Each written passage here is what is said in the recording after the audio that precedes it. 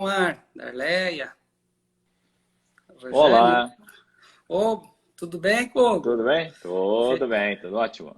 Tudo ótimo. Seja bem-vindo.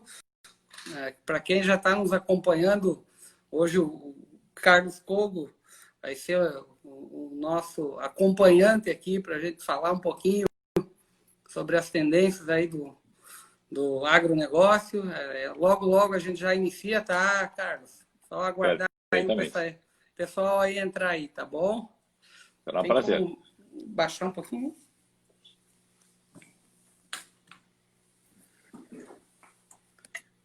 A imagem, o áudio, tá tudo ok para vocês?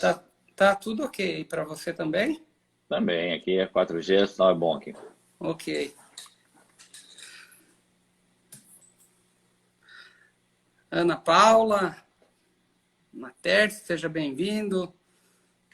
Terezinha Tele, seja bem-vindo. Aline.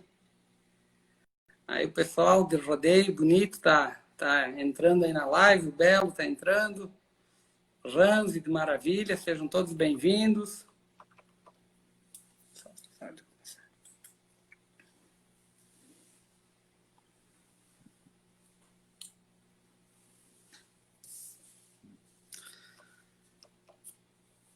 Jacques, boa noite. Anderson. Cari, Diego, boa noite. Ô, seu Mauro Popular, boa noite.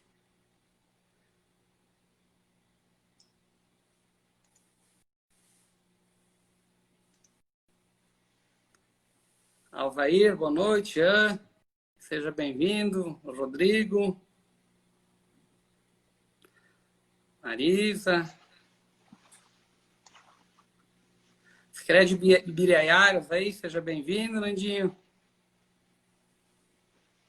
Obrigado aí pela participação.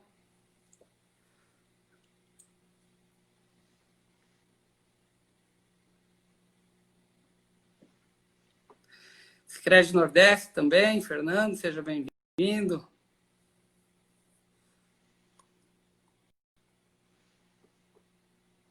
Dejales, seja bem-vindo também. Cari.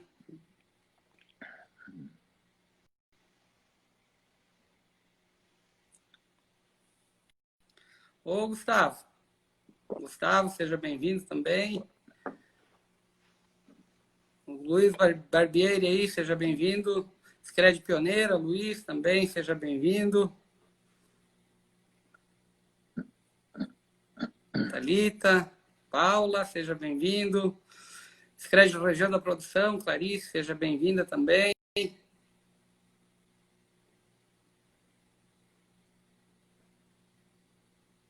Scred Zona Sul, Cami, Camila, deve ser, seja bem-vindo aí. Glaudio Eudora, Scred Nordeste, seja bem-vindo também na nossa live, é um prazer. Lúcio, seja bem-vindo. Então, vamos iniciar então esse momento. A gente já gostaria aí de dar aí as boas-vindas aí a todos que nos acompanham aí pelo Facebook, pelo Instagram aí da cooperativa. Também agradecer aí todos os associados, parceiros aí no norte do Rio Grande do Sul, oeste de Santa Catarina e também agora no sul de Minas. Importante aí nós reforçar que a cooperativa está num projeto de expansão para Minas Gerais.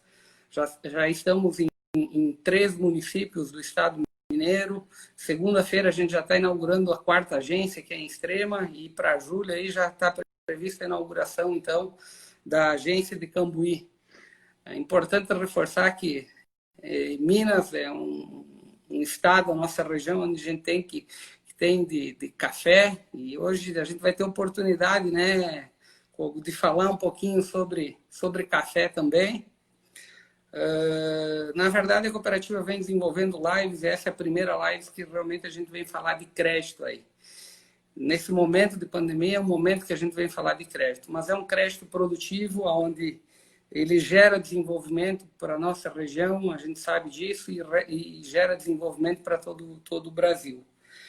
Então, a ideia é nós falar um pouquinho de algumas expectativas do Plano Safra. A gente não vai entrar no detalhe do Plano Safra, porque, né, como não saiu ainda o Plano Safra, mas a gente vai trazer alguns números também da própria cooperativa, um planejamento para a próxima Plano Safra, e algumas expectativas que a gente tem. Mas o momento, sim, principal aí é a gente falar um pouquinho das tendências do agronegócio. E, de antemão, aí a gente já traz aí o orgulho que nós temos aí de poder contar com o Carlos Cogo, que é o diretor, então, da Cogo Inteligência do Agronegócio, há quase 30 anos aí no mercado, 13 anos já fazendo consultoria para os CRED. Eu já tive a oportunidade, graças a Deus, de poder acompanhar o Cogo.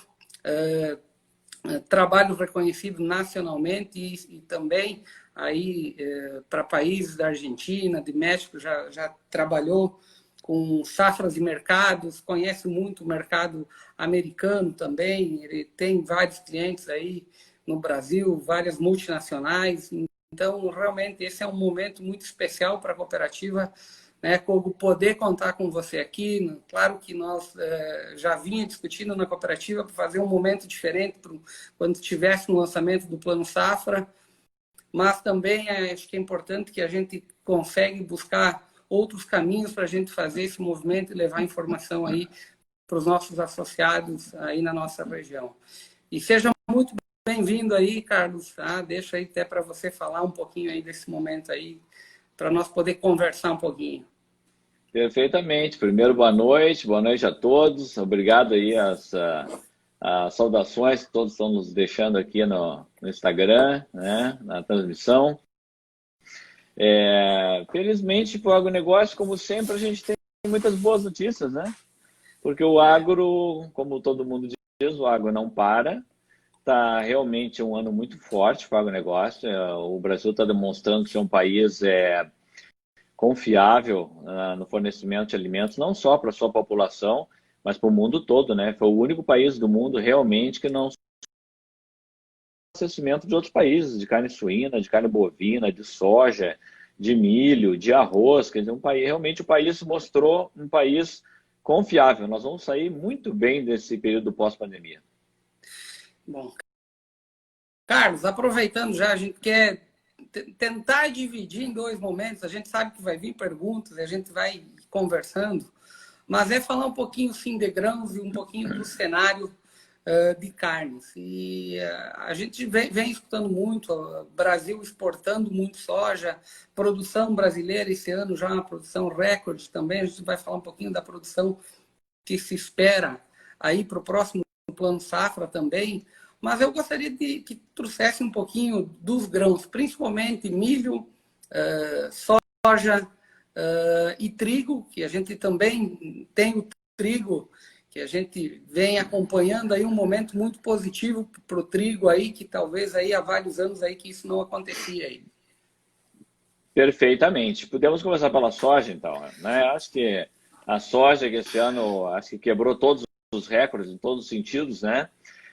Não foi em valores reais, ou seja, valores deflacionados, não foi o maior preço da história, mas a gente teve vários momentos com o preço da saca aí acima de R$100, né? Que era um número mágico, né? 3 dígitos para a soja. Depois, nessa passagem de maio para junho, a gente teve essa queda do dólar. Então, houve um recuo, mas veja bem, o recuo que houve foi para um patamar de preço muito alto.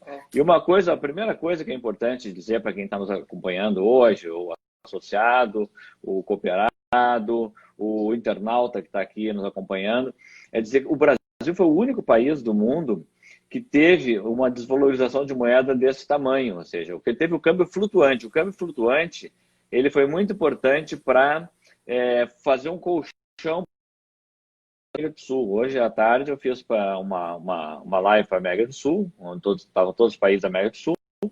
O Paraguai, todo o mercado do Paraguai é dolarizado, então não houve nenhum ganho da questão cambial em cima do preço. Aqui não, tudo que subiu o dólar foi incorporado ao preço das commodities, das carnes, do milho, da soja. Então esse ganho, o câmbio flutuante foi muito importante para a gente ter uma renda recorde esse ano. A gente, para que produtor que não teve quebra, infelizmente, o Rio Grande do Sul, em algumas regiões, sofreu com uma quebra por estiagem bastante grandes em 2019, 2020, mas para todo produtor que não teve quebra, realmente foi um desempenho espetacular. A gente chegou a um lucro bruto na soja da ordem de 60%. Isso é uma coisa extraordinária, né? Extraordinária, é uma coisa fantástica, né? E isso que é importante, né, Carlos? O lucro teve algumas percas, teve a nossa região talvez aqui um pouco menos afetada, não que não foi afetada, tem regiões aí no estado do Rio Grande do Sul que foi muito mais afetado, mas com esse ganho de preço ele compensou também. E é importante também, né, e é isso que eu quero, já aproveitando para te colocar aí, qual a importância de hoje o produtor também aproveitar esse momento aí para fazer investimentos corretos no negócio dele? E que no que realmente ele precisa investir nesse momento? Ele tem que investir em imobilizado, em equipamentos, ou é o momento sim dele olhar para a tecnologia, que a gente sabe que a gente avançou muito pela produtividade que o Brasil tem hoje? Excelente pergunta, pois aí está o ponto. Esse é exatamente o momento onde o produtor tem que jogar todas as suas fichas numa excelente produtividade para a próxima temporada. Nós vamos ter uma temporada 2020, 2021 muito atrativa. O Brasil vai continuar muito competitivo. Ele, como todo mundo sabe, o Brasil se tornou o maior produtor de soja do mundo e o maior exportador de soja do mundo. E, pessoal, só para vocês terem uma ideia, de janeiro a maio desse ano, o Brasil exportou nada mais, nada menos do que 49 milhões de toneladas de soja, né? Ou seja, nós estamos beirando 50 milhões de toneladas de soja em final de maio. Nós estamos com 85% da safra vendida. Nós já estamos no Brasil, para ter uma ideia, com 35% da próxima safra, que não foi nem plantada, já está comercializada a preços altos. Primeira estratégia, comprar todo o pacote de insumos o mais rápido possível. Se é que já não fez, que o faça mais rápido possível. Veja bem, eu não sei se Deus é brasileiro ou não é, isso eu não tenho certeza. Mas o Deus conseguiu colocar o dólar lá em cima na hora que tinha que vender a safra e o dólar recuou agora na hora de comprar os insumos. Então, vamos, né, na criação de suíno, na criação de frango, na pecuária, jogar pesado, jogar no leite, produtividade também. Ou seja, tecnologia de ponta. É hora de fazer isso. É recolher realmente resultado de uma safra boa na próxima temporada. Os preços vão continuar, vocês podem ter certeza, em níveis muito elevados, né? Não, a soja não tem nenhum fator nela de pressão baixista no curto, no médio e no longo prazo para o Brasil. Lá fora a situação é um pouco diferente. E isso, né, Kogo, é uma outra pergunta que eu já ia te fazer. Esse é o momento que o preço estava elevado, qual era a dica que nós ia deixar? Porque ele vai gerar um impacto, o dólar elevado, no futuro.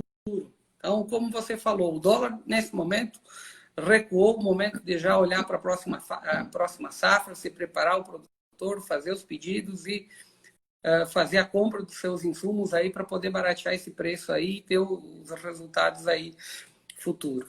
Também a gente sabe que o Brasil exportou muito soja, isso também vem em decorrência aí e que talvez isso não impacte só no soja, né, Carlos? Ele também vinculado ao milho, enfim, aos outros grãos, mas pela briga ainda política entre China e Estados Unidos. Isso é bom para o Brasil? Qual é o equilíbrio que o Brasil tem que ter nesse momento que, claro, se abriu muitas portas já. Eu sei que isso também vai impactar nas carnes também. Ótima pergunta, porque a gente chega até a ouvir por aí que é ruim para o Brasil, mas só que os números desmentem essa teoria, né?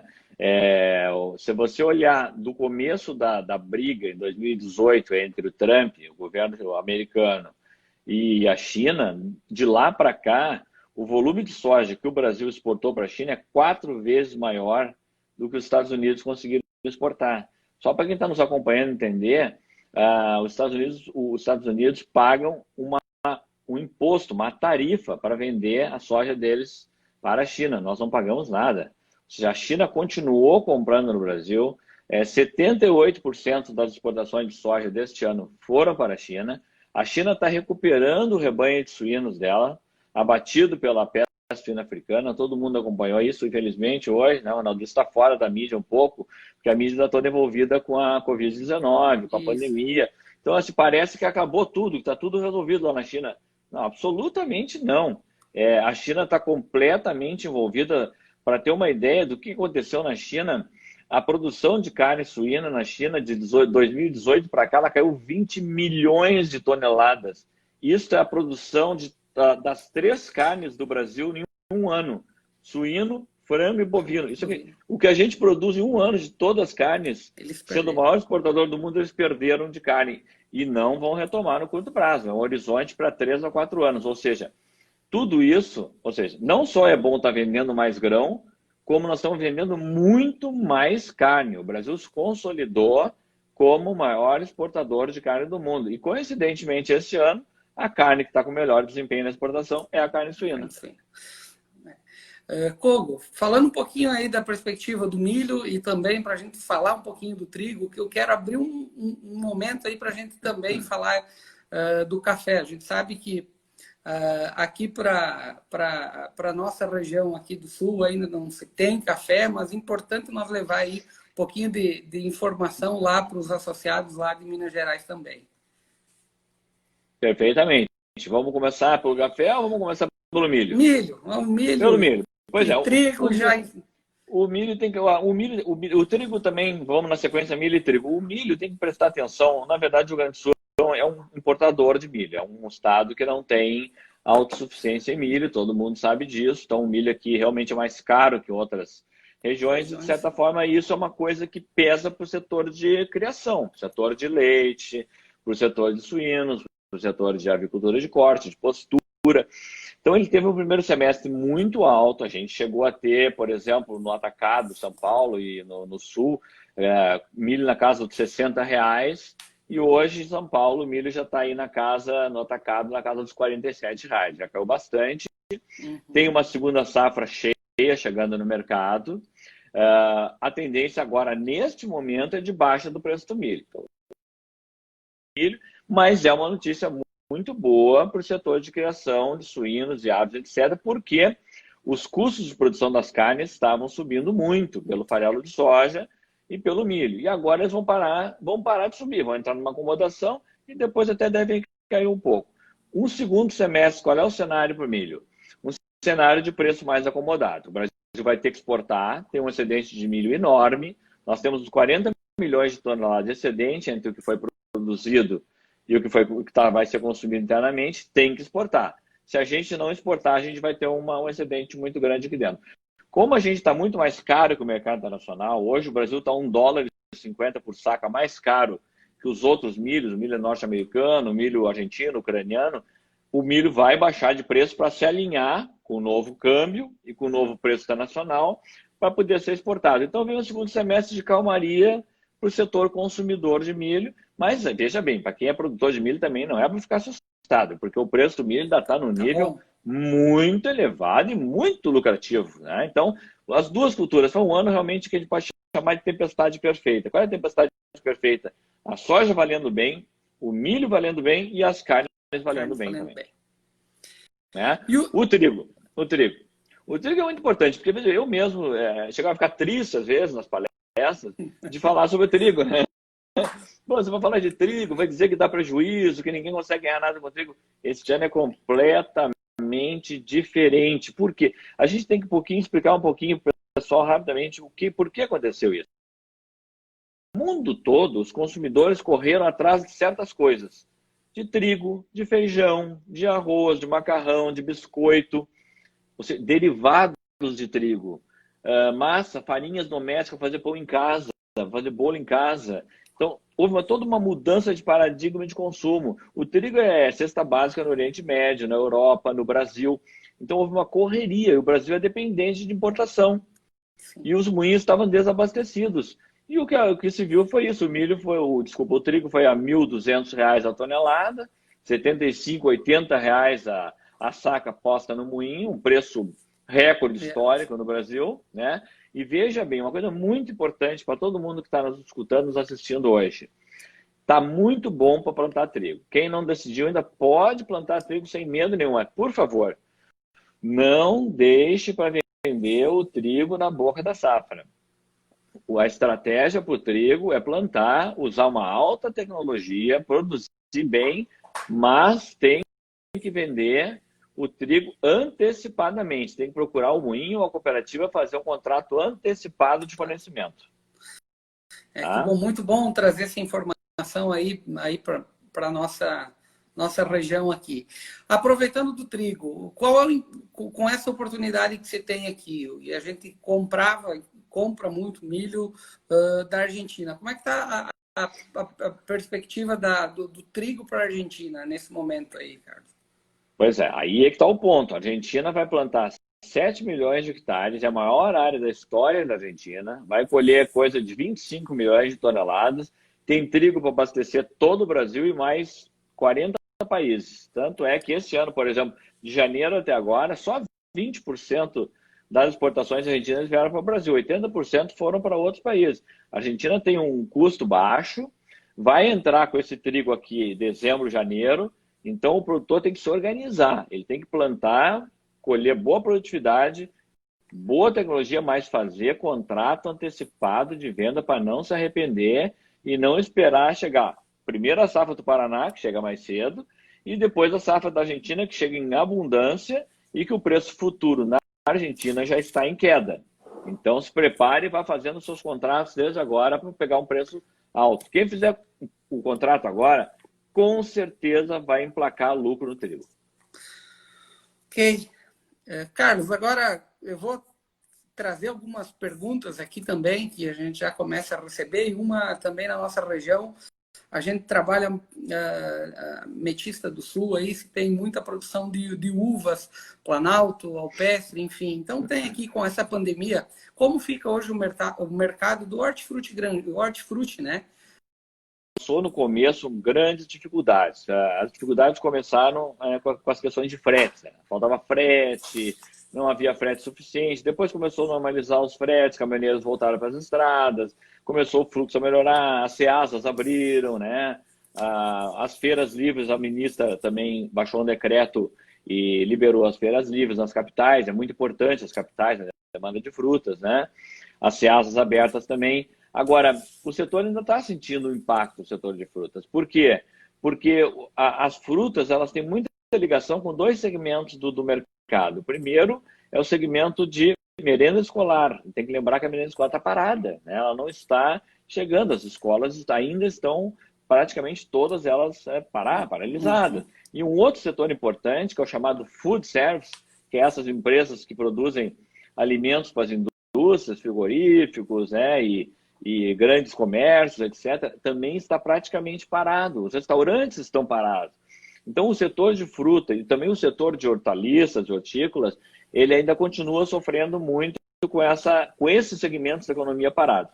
Quando esses segmentos retomarem seus parâmetros normais de atividade, e queira Deus vai ser em breve, talvez já a partir agora, de final de junho, início de julho, tudo volta ao normal. O escoamento das frutas volta ao normal, a demanda de frutas volta ao normal. Quando voltar a situação escolar voltar ao normal, também volta ao normal. A situação de abastecimento dos supermercados das capitais já está normalizada. Então, muitas frutas, inclusive, subiram de preço, outras ainda não. E o consumidor, nesse momento, ele está tendo que tomar alguma decisão, que é comprar coisas mais baratas, banana, laranja, deixar de lado algumas outras frutas que são mais caras, como melão, frutas de caroço. Isso é temporário. Quando tudo isso passar, se escoa normalmente no nosso setor de frutas e hortaliças. Tá?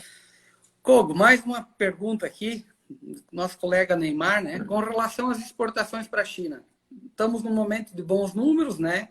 Qual é a tendência hoje de exportações, principalmente de soja e carne para os próximos 12 meses, né? O aumento de exportação, ele pode elevar os estoques da China ou apenas ele é para elevar o estoque ou apenas por necessidade?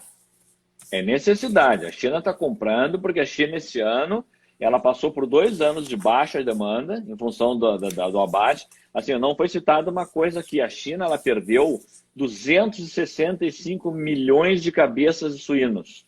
Tá? Para a gente tentar, assim, para quem está nos assistindo, às vezes a pessoa não é do setor, né? Não tem uma dimensão do tamanho disso. 265 milhões de suínos é todo o rebanho dos países da Europa. Eles perderam em 2 anos isso.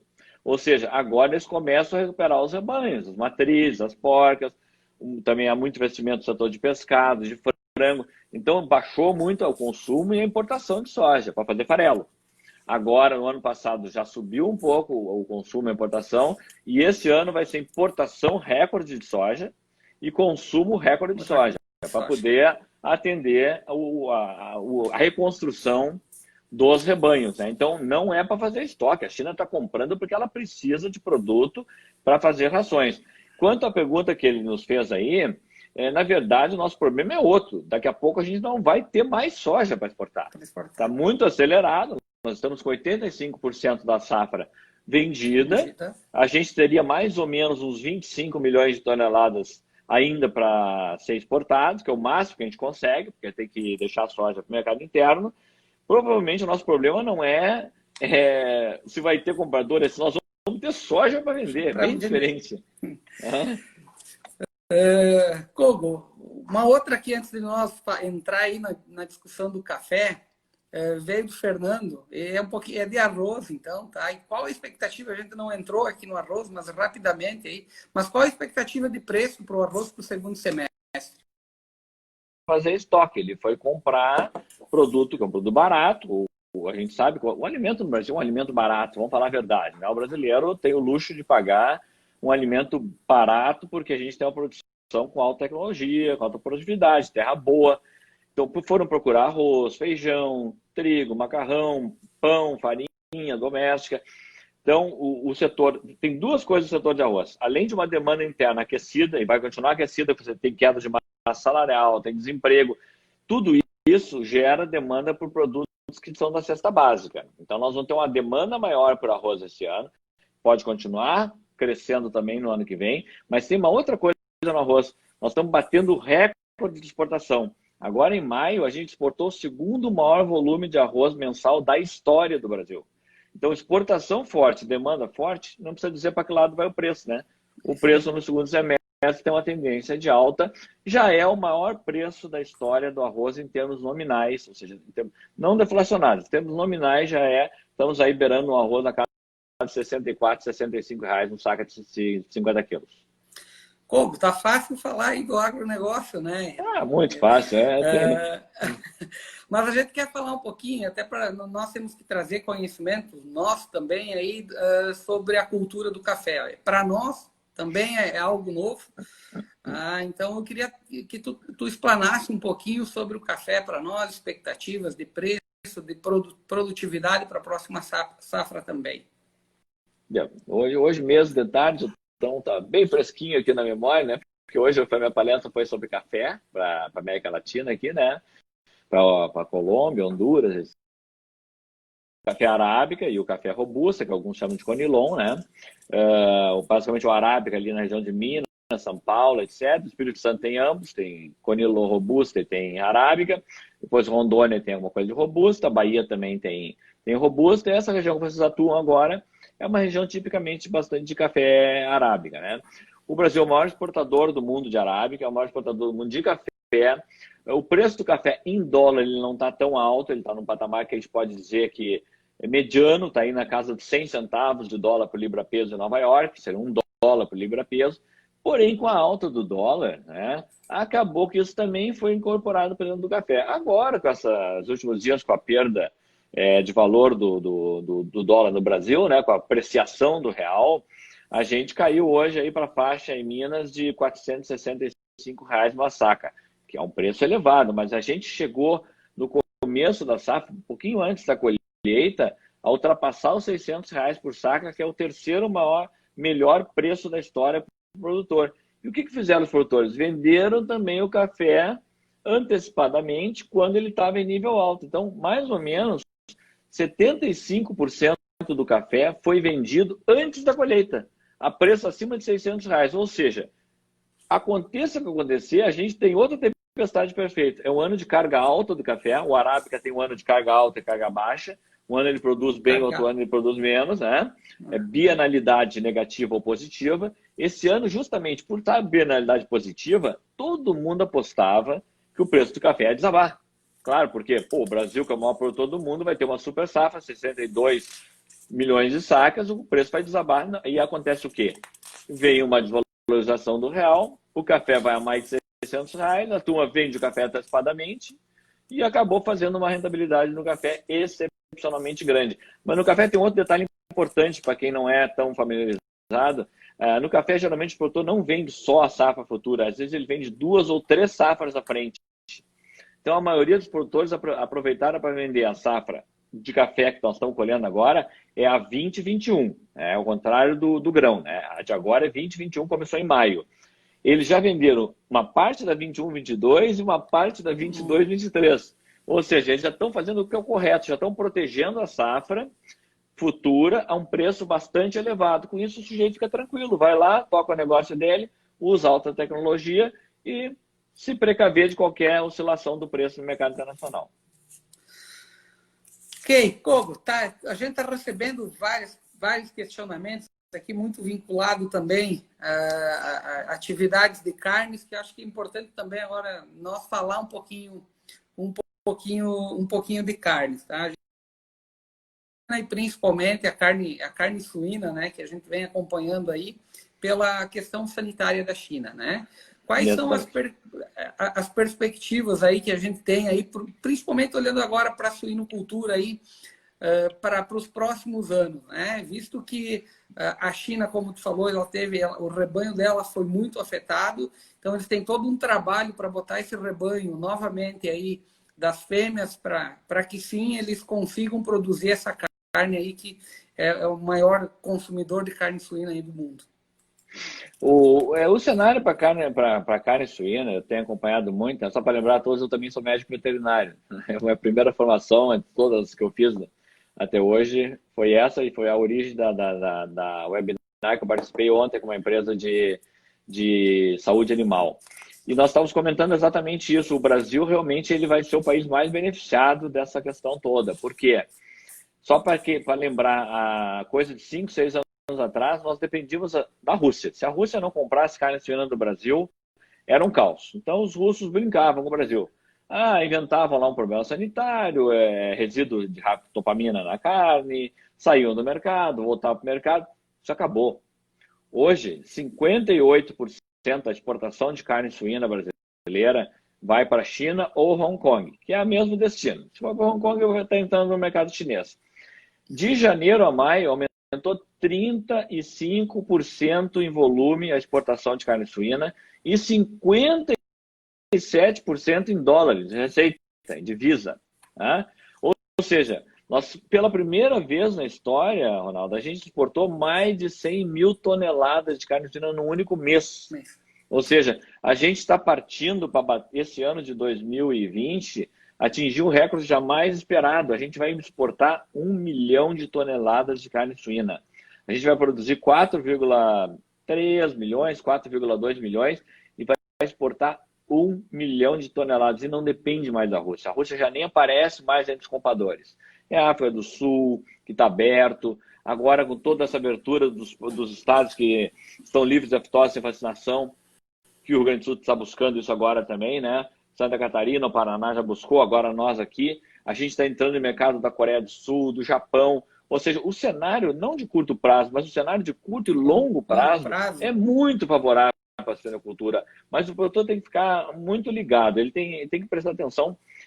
Todo mercado é um mercado que tem altos e baixos. Então, você precisa realmente ficar sempre atento a olhar o mercado, claro, mas com tecnologia. Tecnologia elevada, tecnologia de ponta, cuidar bem dos seus custos. Se é integrado, cuidar bem com a integração. Se é um suinocultor independente, controlar bem o seu nível de custo também. Tá? O que mais pesa é a alimentação na suinocultura. Então, tem que pesar muito bem a questão de custo e tecnologia. Eu vi que a gente está recebendo várias perguntas, eu vi que apareceu aí algumas aí, que sim, se é o momento hoje de fazer investimento, muitas vezes até para quem está fora da suinocultura e a própria avicultura, né? Se é o momento, porque como você trouxe, né, Kogo, tem altos e baixos, é o momento para o produtor sair aventurando muitas vezes atividades, principalmente a suinicultura, porque o mercado está em alta. E a gente sabe que lá na frente o mercado ele vai ter que se estabilizar. Seguinte forma, essa é a mesma coisa que o sujeito que entra na bolsa para comprar ações quando ela está lá no topo, a 110 mil pontos ali, Bovespa, o sujeito entra, agora está bombando a bolsa, eu vou comprar. É a mesma coisa. Se entrar na alta e investir, é um grande equívoco.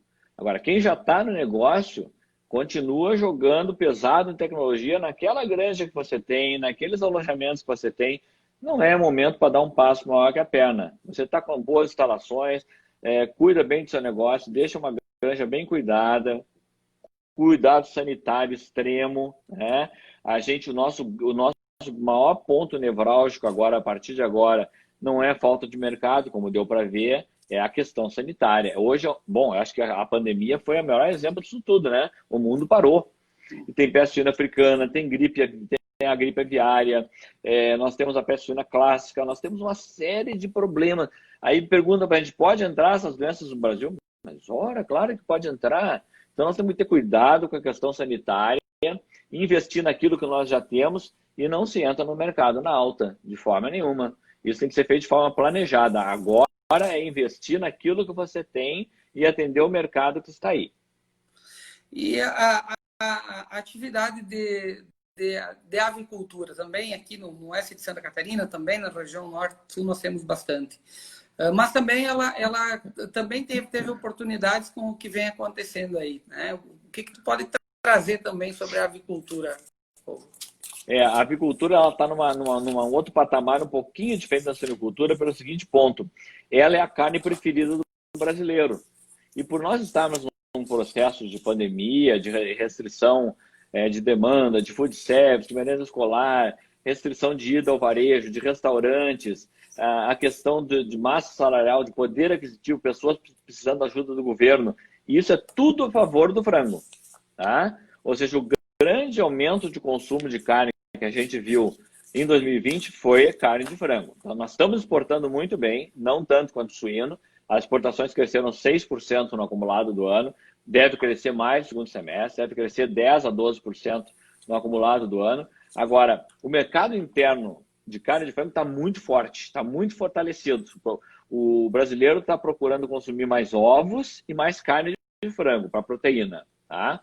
Então, o custo de produção, o preço do frango recebido pelo produtor já está acima do custo. É a primeira vez no ano que acontece isso. Ou seja, agora é tocar o seu negócio adiante, o custo já vai começar a parar de crescer. O farelo ainda não, mas o milho já começa a parar de subir. E a lucratividade, então, vem de novo para a avicultura, como está vindo para a suinocultura. Falando um pouquinho sobre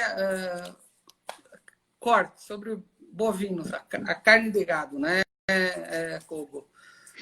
Também aí nesse momento que a China teve a questão sanitária, né, a gente também viu um movimento de mais exportação dessa carne aí para a China. Como que a gente vê para esse cenário também a questão das áreas que a gente tem hoje de ser cultivado, de ser produzido, então, o gado de corte? Bom, se a gente falou que carne suína, carne de frango está bem, né? A carne bovina, então, está nos melhores níveis da história. Só para entender, a carne bovina, sim, o boi gordo e a carne bovina, aqui no Rio Grande do Sul a gente fala quilo vivo e lá para cima é arroba, né? Ela chegou ainda no final de 2019 no maior nível da história. Aí sim, em termos nominais e em termos reais. Valores deflacionados. Caiu um pouco na transição do ano e já voltou a subir de novo. Tá? O mercado já está em alta agora desde o final de maio e continua em alta aqui. Já é um dos maiores preços da história novamente. Nós já estamos no segundo maior preço da história. Então a carne bovina realmente promete ter um ano de preço muito alto. A exportação, da mesma forma, ela cresceu 31% no mês de maio, ou seja, quem é o comprador de carne bovina? Vamos ver se a gente adivinha quem. Ora, bola, só podia ser o único, né? A China, pessoal. De tudo que o Brasil exporta de carne bovina. Só para lembrar, 10 anos atrás, o chinês não importava nada de carne bovina. Hoje é o país que mais importa carne bovina no mundo. Claro que tem a ver com a peste suína africana, no suíno, né? Então, acabaram comprando outras carnes. O problema agora é convencer o chinesinho que conheceu a carne bovina a trocar de novo pelo suíno, entendeu? Ele agora ele quer comer o suíno que ele já estava acostumado e já conhece mais uma carne bovina, que tem muitas churrascarias na China hoje que ficaram fechadas na pandemia, mas que foi um boom de consumo, de crescimento de consumo e de exportação. E até para fazer uma observação que não foi feita aqui, a China é o maior comprador de soja, de carne bovina, de carne suína e de carne de frango do Brasil. Tá? O cenário para carne bovina, se eu disser que é bom, é chover no molhado. Ele não é bom, é ótimo. Porque realmente nós estamos com um nível de... os abates caíram no Brasil. A gente teve muito abate de fêmea no ano passado, o preço estava muito bom. O bezerro aqui no sul é terneiro, né? Muito valorizado. Reposição está cara, ou seja, está muito bom, o preço está muito alto. O consumo interno ele está enfraquecido, né? Porque o preço da carne bovina comparado com a de frango é um preço relativo muito alto. Então, né? Mas a exportação realmente está no nível tão alto que está puxando para cima. E agora chega a época de entre safra, quase todo o país já está começando a apresentar problema de pasto, e os pecuaristas agora estão pedindo. E o boi China, chamado boi China, ele acaba valendo mais do que o boi tradicional, que é um boi de até 30 meses. Né? Então, o setor de carne bovina vai passar mais um ano excepcional. A gente está recebendo várias perguntas aqui, até para a gente já falar já um pouquinho de algumas expectativas do Plano Safra, porque, como a gente já comentou, a gente com o Kogo aí, para a gente poder encaminhar depois um material aí para quem está nos acompanhando. Mas eu gostaria só um pouquinho para falar um pouco do setor lácteo. Tem muita gente me perguntando aqui, né, Kogo? Então, trazer aí macro aí, o que a gente espera aí do setor lácteo. Pois é, o setor também teve um começo de ano ruim, porque a gente, num primeiro momento, o consumidor ele foi para o varejo comprar o quê? Leite UHT, o longa-vida, e comprar leite em pó. Mas com a sua renda comprometida, desemprego, o temor do consumidor, ele diminuiu o consumo de alguns itens. Por exemplo, queijos, iogurtes, né? E produtos com valor agregado. Então, essa sobra de produto que houve, que não foi demandado, queijo, etc., acabou sobrando no mercado e foi como leite cru para o mercado spot, aquele mercado do leite transacionado entre as empresas. E acabou dando uma sobre-oferta de leite no mercado interno. Isso já está passando. A gente já está entrando numa entre-safra, a captação de leite está caindo, o preço da ração está estabilizando. Então, a situação é de normalização. A tendência é de normalizar o preço, ele voltar a subir gradualmente ao produtor agora. A oferta já está encolhendo, já está menor, já não está tão alta. O dólar evita que entre leite importado a preço baixo no Brasil. Então, a situação do leite já começa a tomar uma melhoria. Novamente, quando vier também a retomada da merenda escolar, dos restaurantes e do food service, principalmente, também vai ter mais um agregado de consumo aí que vai vir para o mercado de leite como um todo, que envolve iogurtes, lácteos, etc., vai ser muito importante para o setor. Então, daqui 2 ou 3 meses, o setor já entra numa faixa de normalidade aí de alta de preço. Ok. Vamos falar um pouquinho agora sobre o Plano Safra e algumas expectativas. Como a gente já comentou, o governo então tem o lançamento para o dia 17, quarta-feira, aí, acredito que é 11 horas da manhã. Mas antes de entrar também, a gente quer falar um pouquinho da cooperativa, o que ela entregou nesse último Plano Safra e como que está se preparando para o próximo Plano Safra. Depois, os 4 Planos Safra, só para nós ter uma ideia, a cooperativa ela dobrou de tamanho com os recursos liberados em Plano Safra. Esse ano nós tínhamos uma projeção de 400 milhões, então um crescimento de 125 milhões. Já no mês de maio nós atingimos o volume de 395 milhões de crédito liberados aí para os nossos produtores, tanto em custeio quanto em investimento. Além disso, né, como eu já tinha comentado, 85% das operações são para agricultura familiar. Porque, sim, nós temos uma região de propriedades pequenas que tem muito incentivo na suinocultura, no gado de leite, enfim, na avicultura.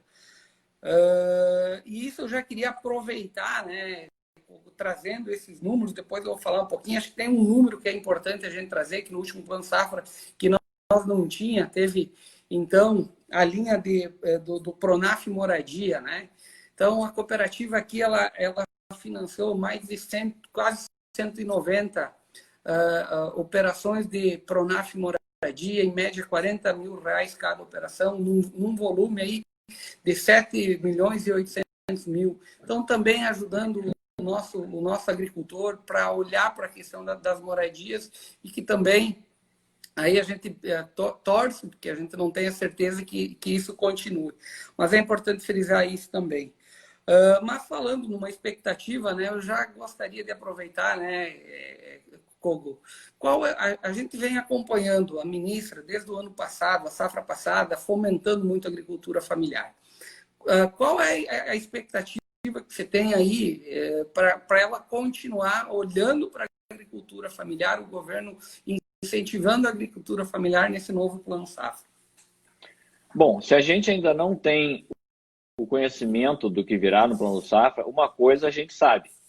A ministra é uma ministra excelente, tem desenvolvido um excelente trabalho, abriu vários mercados para o Brasil lá fora, e a origem dela é uma origem ligada à agricultura familiar. E as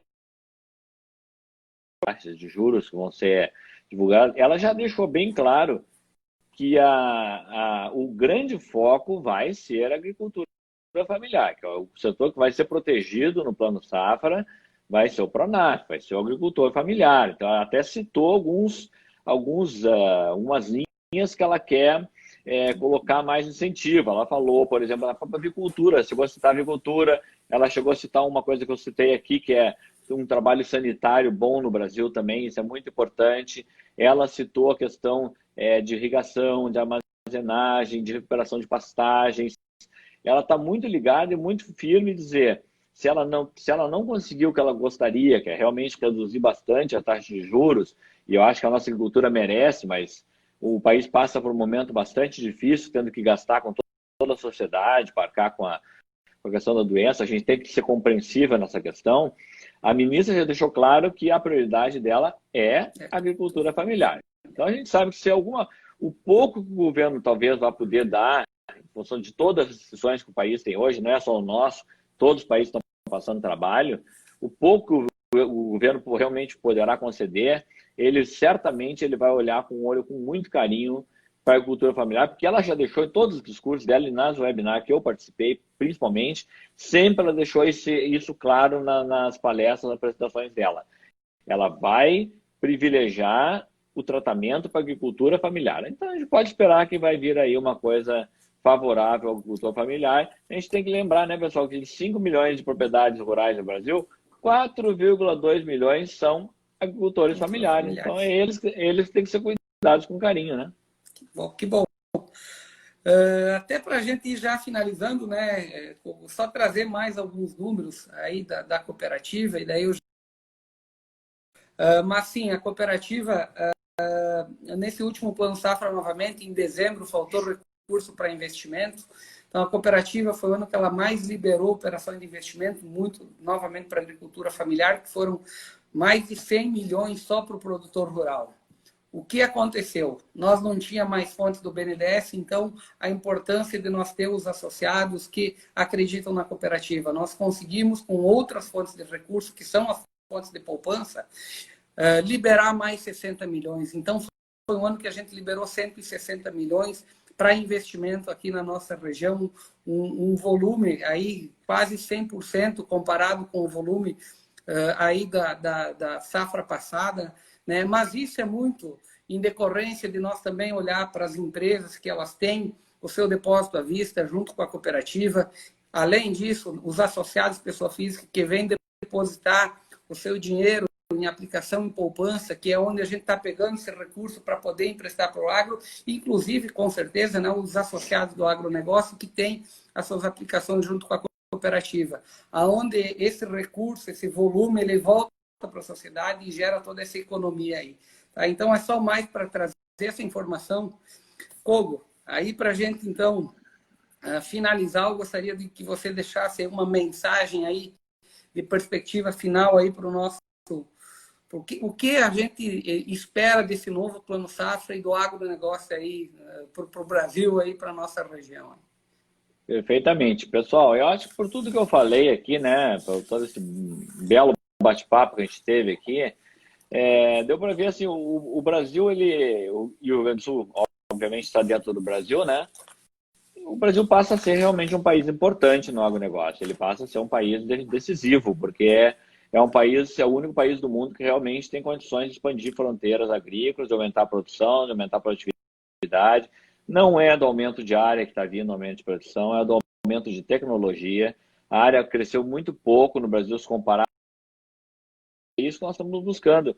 E o gaúcho, por excelência, ele é um precursor disso. Foi ele que abriu toda a agricultura, né, no oeste do Brasil, no norte do Brasil. Então, ele tem esse know-how de tecnologia, de abrir área, sabe o que fazer, sabe como fazer bem feito. Então, focar em tecnologia, focar em produtividade, focar numa boa safra, fazer uma boa safra, porque em termos de comercialização, realmente a gente vai estar numa situação muito tranquila. O Brasil vai sair dessa pandemia com a imagem de um país que é um fornecedor confiável de tudo, né? De grãos, de carnes. Eu já falei, o maior exportador de carnes do mundo. Hoje nós temos o custo de produção de carne mais barato do mundo. Isso é importante dizer também. E o nosso custo de produção de grãos é um dos mais baratos do mundo também. E mesmo com alguns problemas que temos de logística, de estrada, de porto, mas realmente nós, especificamente a região que vocês atuam, e isso inclui também a região de Minas, que se compare com outras regiões do Cerrado ou mais lá para cima. Então, nossa situação é muito boa. A gente tem que torcer para um clima favorável. Por enquanto não tem nada de configuração de laninha. Pode surgir uma laninha, mas aí ainda está incerto isso. Pode ser uma fase fria não tão aguda como o esperado. Não temos isso definido ainda. Pode haver o risco de estiagem, mas o produtor não tem que contar com isso. Você tem que fazer o trabalho dele bem feito, bem caprichado e saber que ele vai ter uma boa safra. Mas para isso é seguir aquelas regras. Se não comprou insumo, vai lá e compra de uma vez e aproveita essa queda do câmbio aí para fazer a compra de insumos, né?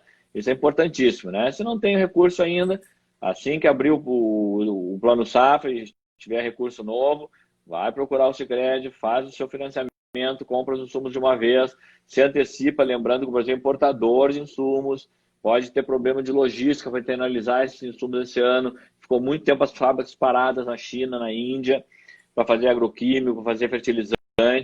Então, o preço, a relação de troca está boa, não importa a questão do preço do insumo, a relação de troca favorável, com menos soja, com menos milho, com menos carne, você compra mais produto hoje, mais insumo. Então, é fazer tudo isso antecipadamente, não esperar levar nenhum solavanco, tá? E a venda antecipada, em alguns casos, é muito importante, uma delas eu acabei de falar. A primeira cultura que vai ter agora na frente é o trigo.